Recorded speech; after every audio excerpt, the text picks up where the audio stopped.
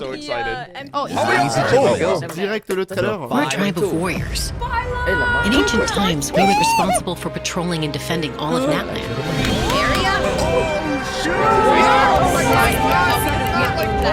So Ochkan's still managing to sow discord, even after all these years. If you want to resolve a conflict through dialogue, sometimes you need a third-party facilitator. He's your only place. The easiest person to find is... Why on the gun? His spirit has gotten lost and can't find its way back to his body. I just want to rescue someone and grant him all the fame. Oh, j'étais dans la théorie de la bestiole. 500 years later, it's resurfaced again. Wait, come on! We risk repeating the mistakes of the As long as the soul is involved, I should be able to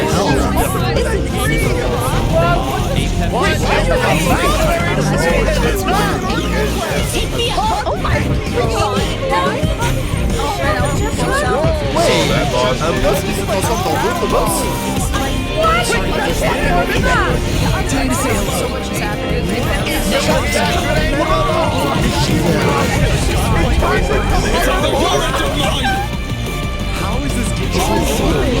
Là on va avoir l'histoire avec Capitano. Moi qui pensais qu'on n'aurait pas la...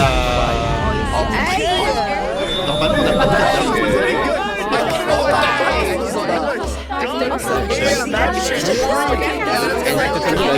ça va pas. Allez,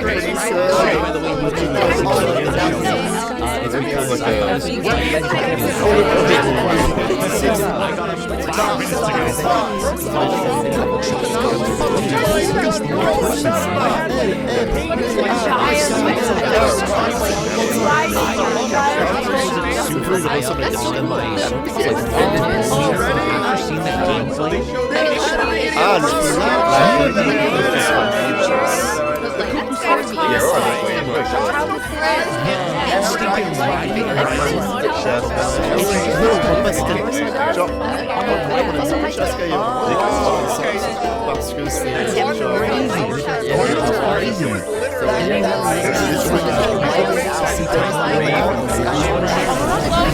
Hey travelers, welcome to the Genshin Impact version 5.2 special program. I'm Gabe from the Loke team. And we meet again. Whoa, a cuckoo soar. Want to join us? Hey, don't be shy. Come out and say hello. Let's go. I'm not sure what that meant, but it was adorable. Non, ils sont encore en grève. She approves of your compliment. Hey, I didn't know you could speak Saurian.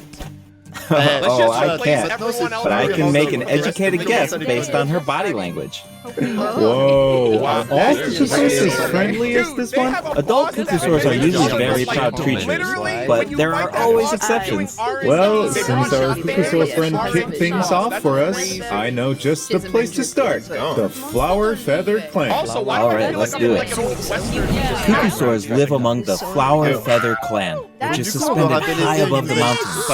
This is a tribe of warriors, and most of their people can command the power of the skies. It was the Flower Feather Clan's ancient duty to patrol and safeguard the entire region of Natlan. As elite special forces, their job was to detect threats, disseminate intel, and quickly neutralize any dangers to the nation. Though the circumstances are different now, the tribe never forgot its origins. They still hold trials to assemble the fastest teams in the tribe. The trials test the pilot's skill and teamwork with the cuckosaurs. I'm so pumped about these cuckosaurs. Yeah, cuckosaurs are the proudest out of all the saurians. They know that they're the kings of the sky. Cuckosaurs can consume phlogiston to climb higher or perform a horizontal roll in midair. Holding the sprint button allows them to enter an accelerated glide state after a horizontal roll. In addition, they can even use phlogiston wind tunnels to quickly cover great distances. Donc on aurait une bestiole pour So I'm pouvoir assuming voler. that Kukusaurs are really hard to tame. Yeah, that's true. Après ça, You on s'en need doutait un to petit peu. prove yourself in some worthwhile feat, like demonstrating exceptional archery skill during flight. This is so That's the sick. only way to become a true Kukusaur rider. Wow, that's so strict. Yeah, tell me about it. But okay, now that we've got a glimpse of the Flower Feather clan, it's time for a quiz. What? Already? Yep, I hope you're prepared.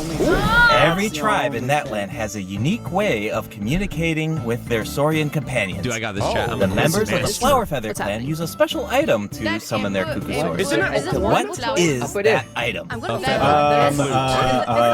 basket filled with their favorite foods? Here's a hint. We just saw the answer in the previous video. Oh, I remember now. Horn. Kukusaurs live far from the tribe and from each other, so in order to summon them, the tribe's people use whistles and horns to produce loud noises. So there's your overview of Kukusaurs. Maybe they sound a little unapproachable compared to other Saurians, but don't worry, travelers. If you get into a tough situation, then Chasca, the Flower Feather clan's expert peacemaker, can help mediate the conflict. Mentioned that her method of mediation is silencing both parties. Is that true? Western with her. Well, that's only in special cases. Most of the time, Chasca barely needs to intervene. Everyone knows what she's capable of, so people usually find a way to set aside their differences when she shows up. Oh, so she doesn't just handle conflicts between humans and Saurians. She keeps the peace between people, too. Exactly. rides Chasca was corrupted by abyssal power as a child, so she has a strong compulsion to fight. But she knows how to rein it in. Right. I heard that she was abandoned as a baby. It seems like she's been through a lot. Yeah, but luckily for her, the Kukusaurs took her in and raised her as one of their own. In addition to hunting and flying, Chasca gained a lot of unique combat experience from her Saurian childhood. When Chasca is in your party, defeating monsters will restore phlogiston to your party. While she's in the Night Soul's resting state, Chasca can ride and control her gun like a Kukusaur. The Soul Sniper doesn't just increase her movement speed and resistance to interruptions, it also allows her to get a better angle on her enemies. Wow, that Yeah, and Chasca's fierce when she's in the zone. In the Night Soul's blessing state, Chasca's normal attacks do animal damage to enemies in front of her. Unleashing a charged attack in this state will cause Chasca to enter a special aiming mode. This allows her to lock onto a set number of enemies within range and fire up to 6 Shadow Hut shells, which deals animal damage upon impact. In addition, for every Pyro, Hydro, Cryo, or Electro character in your party, one of Chasca's Shadow Hunt shells will undergo an elemental conversion to deal the corresponding type of elemental damage. Whoa, no way! So Chasca can directly deal other types of elemental damage based on the characters in her party. Since she's an animal character, she can split them at the same time. That's awesome. I know, right? The elemental burst has a similar function too. Chasca fires a gale-splitting Soul Sucker shell during her burst, which deals animal damage. The attack then splits into 6 Soul Seeker shells, which continue to attack nearby enemies. These shells can also undergo elemental conversion. So cool. No wonder she's one of the strongest warriors in the tribe. Speaking of her tribe, the warriors of the Flower Feather clan are formidable for sure, but we should also shed some light on those who aren't as skilled. Oh, are you talking about Chasca? That's what the tribe calls people who fail the flight trials, right? They're the challengers who fail to earn the recognition of the Kukusaurs. Exactly. But the name doesn't indicate that those people are weak or deserve to be cast aside. The Flower Feather clan has its own definition of strength. There's a tacit understanding that the wingless are supposed supposed to be protected until they can fly by themselves. But that assumption is challenged in Tribal Chronicles Tlalocan. Someone will dare to ask, what if you didn't need a cuckoo sword to fly? If you could change the rules, then maybe there wouldn't be any wingless to begin with.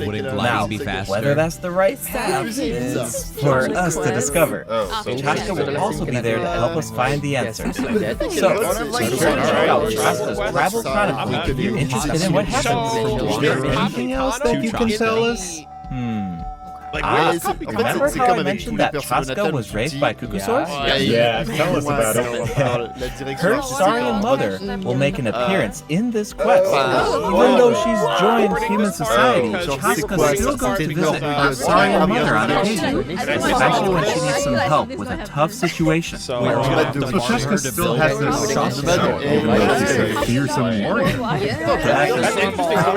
The Flower Feather Clan is also the setting for the Archon Quest Chapter 5 Interlude. All 5 are here to play. The tribe is facing a crisis, and they'll need the traveler's help to find a solution.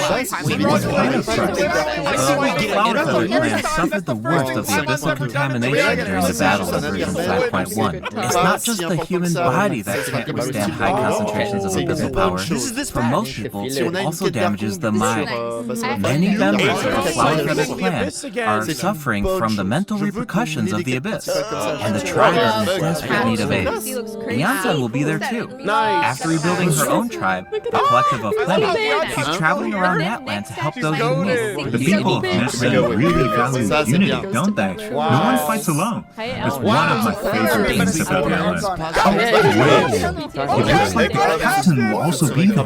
Yes, the captain will also offer help to the tribe. You may pick up on some interesting information if you pay close attention to what he has to say. The captain rarely gives away too much information in his regular interactions, but his secrecy here seems a little peculiar. So keep an eye out for it. Of course, restoring Natland's fighting spirit remains the top priority. After all, the war isn't over yet. The abyssal contamination is still around, and we have a very important battle ahead. Natland needs mental fortitude more than ever before. The Flower Feather Clan is pretty close to the Masters of the Night Realm, where the Tomasaurs live. That tribe could be another good place to recover from the battles. Oh yeah, let's check it out. If you head west from the Stadium of the Sacred Flame and go past the towering walls, you eventually arrive at the settlement of the mysterious Masters of the Night Realm. The tribal settlement offers a wild landscape at night. If you venture even further, then you might encounter the tribe's Wat, a Tomasaur elder, or one of the many shamans who can communicate with spirits. I even heard that the witch doctors who live there can help cleanse your spirit. Plus, the graffiti art is really incredible. In fact, there's something special about this one. Can you figure it out, travelers? It's kind of tricky, right? Well, don't worry.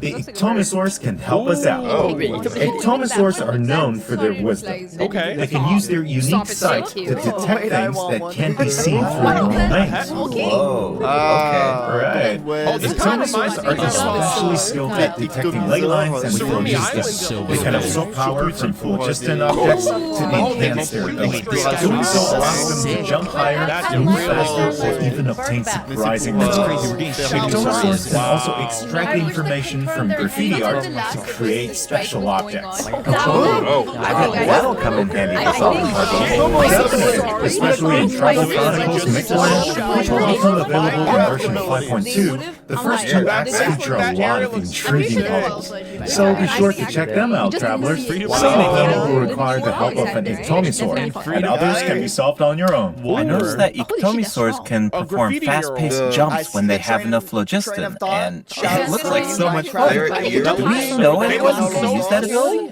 Besides the new Saurian actors. Yes, Ororon can do it too. Like the Ectomasaurs, Ororon has the ability to rise into the air. He also has that keen sense of perception. While charging an aim shot, Ororon will enter the spirit speaker state, allowing him to extract power from Natland's graffiti and runes. Speaking of Ororon, I was honestly super surprised by his personality. Before the 5.1 Archon quest, I thought that he looked like a stern, stern, see how it's stoic, going. and harsh type of Yeah, character. he's literally But like as it turns out, he's just a sweet kid. Yeah, That's it's kind of unexpected, right? Is he really that sweet though? Just think about old sneaking around behind his granny's back. The Tribes of the Masters of the Night went unknown for being eccentric, but Ororon really takes it to the next level. Yeah, it sounds like he does things his own way. I wonder if that extends to his combat abilities. It does. Ororon is a bit different from the other characters in Chronicles. He doesn't need to depend on Night Soul's Blessing state to gain Night Soul points, and he can maintain the Night Soul's Blessing state even while he's off field. I need a save. That does sound different from the other Natlan characters. So how do his abilities work? Let me start by explaining how Ororon gains Night Soul points. This can happen in multiple ways. For example, Ororon can gain Night Soul points when one of his party members triggers a Night Soul burst. Okay. He can also gain them when other party members deal Hydro or Electro attacks to enemies after Ororon unleashes his elemental skill. Then it sounds like he works well with Hydro and Electro characters. And in combat, when enemies take damage from electro-charged reactions, or other party members deal Night Soul aligned damage, Ororon can consume Night Soul points to enter the Night Soul's Blessing state and trigger the Hypersense effect, dealing electro damage. Oh, I see. So you need to pair him with the right characters if you want him to gain Night Soul points, enter the Night Soul's Blessing state, and trigger the effect. Exactly. I should mention that Ororon doesn't need to be on the field to trigger the Hypersense effect. He can trigger it even while he's off field? En gros, That sounds really cool. Elemental Burst provides a convenient way to deal damage and support Ororon controls an ancient reach roll with his burst to summon supersonic arcs tons nearby enemies to draw them in. Once they're up close, Ororon releases a sound wave to deal damage. That should be great for crowd control. Yes! Ororon's party dealing with large groups of enemies should be a lot easier. And speaking of making things easier, Ororon can also improve the exploration experience by boosting the gliding speed of your characters. Awesome. Ororon really cherishes his friends. With a little teamwork on his side, I'm sure victory will always be within reach. So we introduced some of the upcoming regions in the subclasses, the Flower Feather Clan and the Masters of the Night. But there's more. Version 5.2 actually introduces another new region. It's called Ochkanatlan. Oh, I think we caught a glimpse of this ancient city when we were looking at the Flower Feather Clan. It's really beautiful from far away. This cloud it looks completely abandoned. Is this dangerous? Yes. This is a restricted area in that land due to its severe abyssal contamination, and it seems uninhabited. Over the years, many adventurers have come here in search of treasure or to slay the dragon. Unfortunately, none of them have ever returned. The Flower Feather Clan often sends riders to patrol the area and to prevent people from getting too close. Wait, did you say slay the dragon? Yeah, I know we introduced some adorable saurians earlier, but this creature is actually really terrifying. It occupies this ancient city and guards it fiercely. If it detects an intruder, then it will attack without hesitation. Okay, that's pretty It's easy to take human-saurian coexistence for granted these days, but it actually took generations of effort to reach this point. This relationship wasn't nearly so harmonious in the ancient past. Travelers will need to explore Ochkanatlan to uncover the reason behind this dragon's rampage. Of course, travelers won't have to do this alone. Here, take a look. I can pet the sword? Oh, what's that? This is a very important companion who will help us explore Ochkanatlan. His name is Kokui. As for his power, well, why don't you take a guess? See our moral support? You know, maybe he could make a cute noise every now and then to cheer us up. Hey, let's not put our Pepetlosaur friend out of a job. The little one works really hard. Okay, then I've got nothing. Remember how I mentioned that Ochkanatlan is heavily corroded by the abyss? Yeah. Well, that's where Kokui comes in. we can use his power to clear abyssal contamination. Follow the direction indicated by his light to collect secret source scraps and enhance his power. Once Kokuik has enough power, you can take him to track down the evil dragon. What a useful little guy. I know, right? Now, travelers can explore Ochkanatlan with two companions, Kokuik and Little One.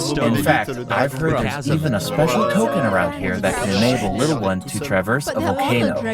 A new adventure with Little One awaits in version 5.2. This update will bring us one step closer to uncovering the mysteries of Little One's past. Familiar Saurian companions can also help us explore Ochkanatlan. For example, with the help of a Koholosaur, we can evade Soar's mechanism attacks. With the help of an Ikitomisaur, we can solve certain puzzles. With the help of a Kukusaur, we might even be able to chase down the evil dragon. But we'll leave the rest for you to discover, travelers. Wait, are those some kind of lava fish? Does this mean we can fish in Netland? Yes, but I've got some friendly advice, travelers. You should be very careful while exploring Ochkanatlan. Some of the abyssal monsters here can distort their appearance to mimic powerful enemies. High-level monsters such as the tenebrous Papilla can mimic even stronger enemies.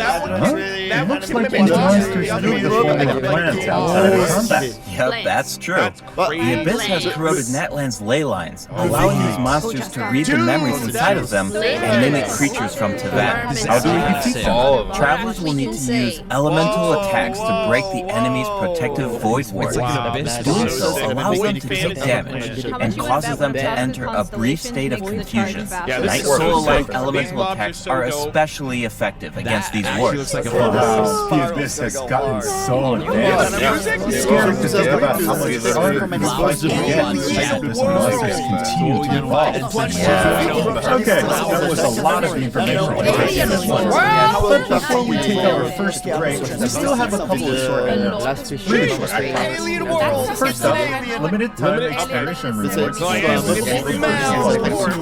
Just like in version 5.1, travelers can earn up to 400 extra premium gems. And the rewards will be available all the way through version 5.3. It's now time to introduce the event wishes. In the first half of version 5.2, travelers can look forward to the event wishes from Chasca and Lenny. Ororon also on dropping. And in the second half of version 5.2, we'll have to return the event wishes from Jane and Delight. The weapon banner will feature a new Astral Vulture's Crimson Sword, and 2 new Netland-specific 4-star weapons.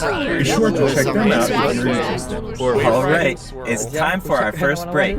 Once we come back, we'll dive right into the event board. You've seen how all the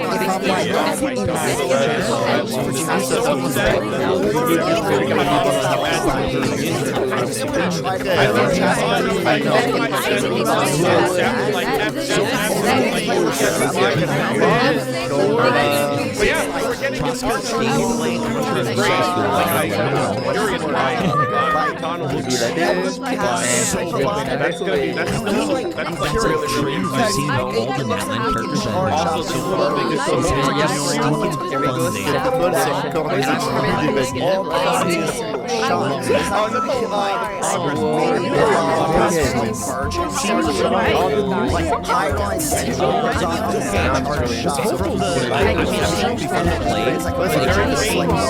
I was surprised you were getting the interlude.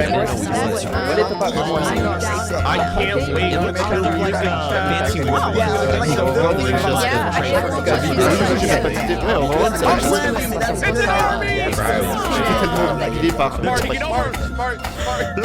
Welcome back, travelers.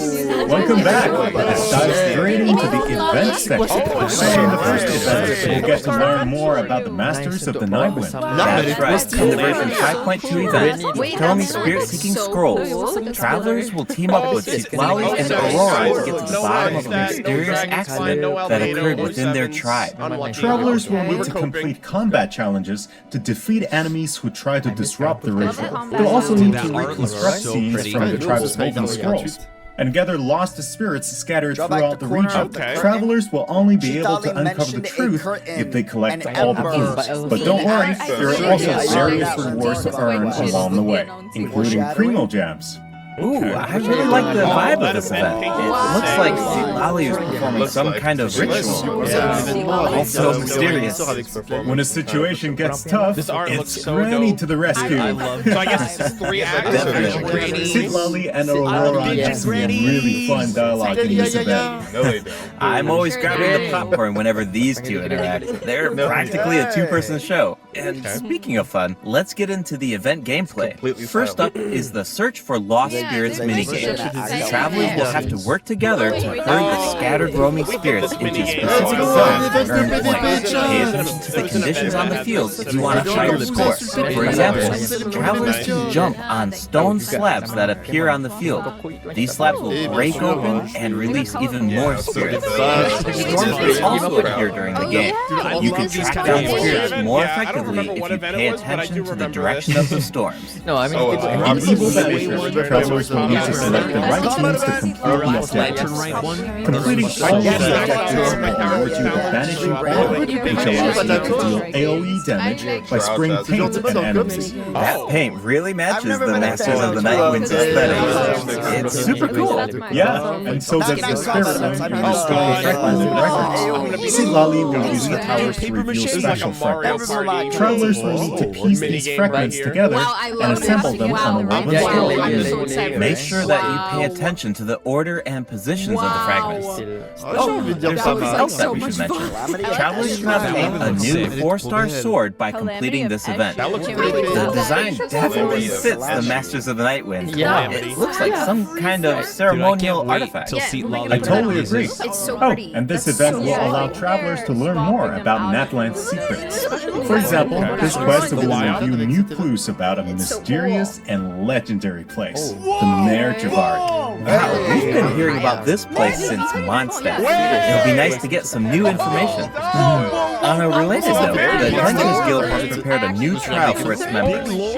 Active adventurers have been invited to take on the challenge, including the travelers. Travelers will need to complete various challenges with designated characters and fully leverage their skills to earn rewards. I know you're up for the challenge, travelers. Good luck.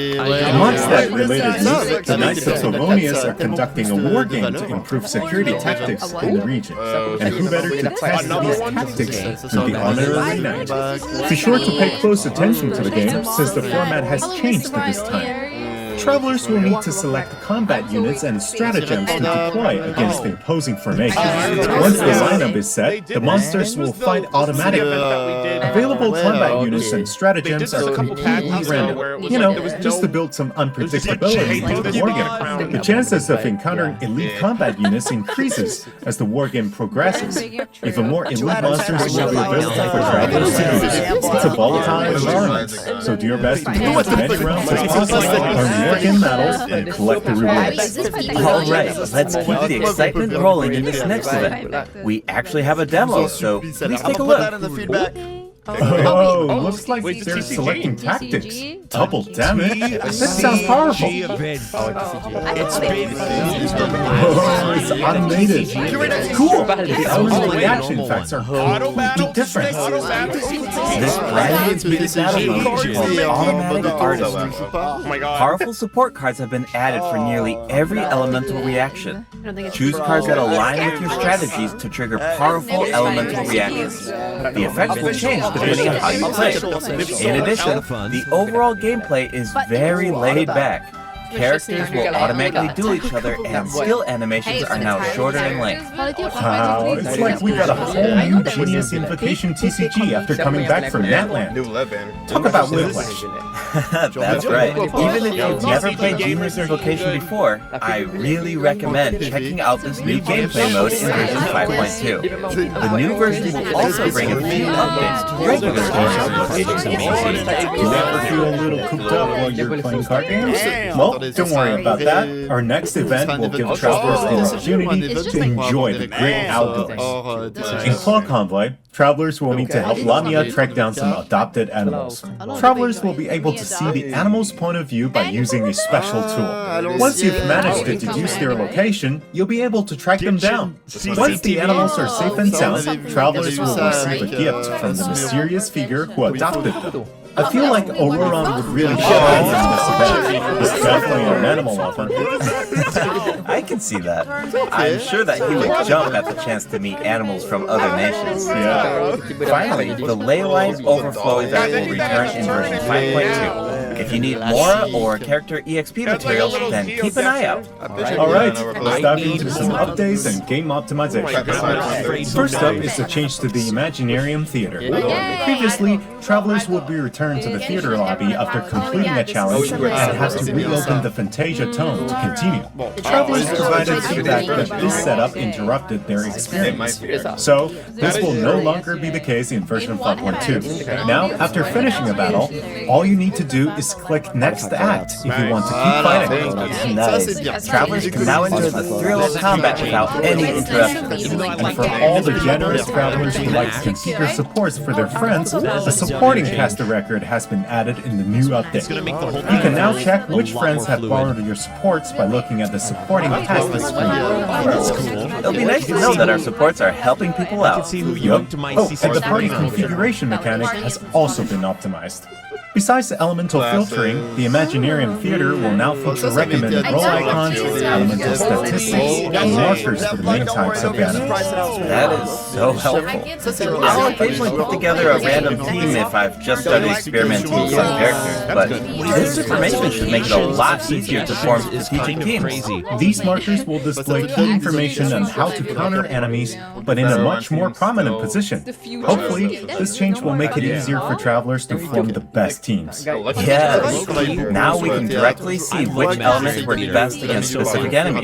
That's definitely going to save some time. For sure, and we can expect even more optimizations in the future as travelers continue to provide valuable feedback about their experience. Okay, let's introduce the other system optimizations coming in version 5.2. You can now sort 5-star artifacts in your inventory based on when you obtained them, from the most recent to the oldest. Second, the animations for crafting materials, forging weapons, building furniture, and cooking dishes are now shorter in length. That's really nice.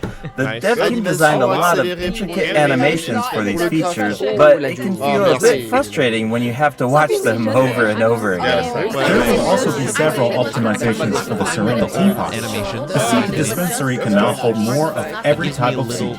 You'll be able to purchase wood at the Rome Depot in exchange for Rome currency. In addition, the cooldown for the boon of the Elder Tree will be reduced to 5 seconds. This way, it will be easier for travelers to select wood. Awesome. I've been meaning to use some cool replicas in my Serena teapot, but I'm always short on wood. So this should be really helpful. Nice! I'm so excited for you! Oh, and optimizations have been made to artifact lock. The updated lock assistance interface will allow you to configure lock settings with a single click. Just hit Use Recommended Settings and you're set. The recommended set lock plans will even update automatically based on popular in-game configurations. Of course, if you have your own ideas in mind, then you can always disable the recommended plans to configure custom ones instead. The update also allows you to batch lock artifacts in your inventory based on the recommended general lock plans and set lock plans. This will make it much faster to organize your inventory. In addition, a shortcut button that navigates to the lock assistance interface will be added to the artifact domain challenge screen and the artifact acquisition screen. This should make it easier for travelers to configure their locking rules whenever they want. A star feature will also be added next to the lock button on each artifact. Travelers can use this feature to mark their favorite artifacts and filter by stars to quickly track them down. Finally, treasure compasses will now be able to locate even more treasure locations, including series and time trial challenges. A quick swap feature will also be added for treasure compasses and Oculus resonant stones.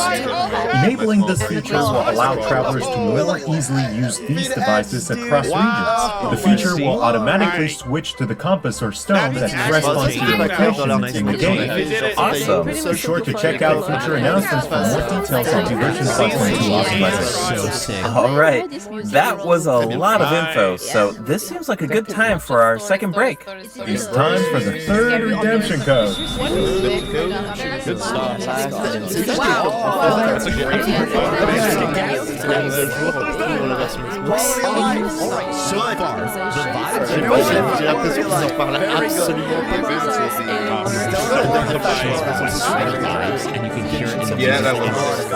I did not expect them to go in that direction at all. The different regions they're releasing look sick. I honestly think even though I feel like the trailer Guys, is it sounds good, like but I feel like all of the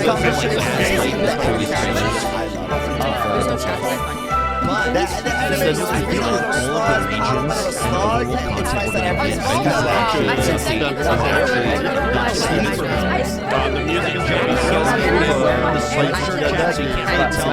He's ribbed underneath.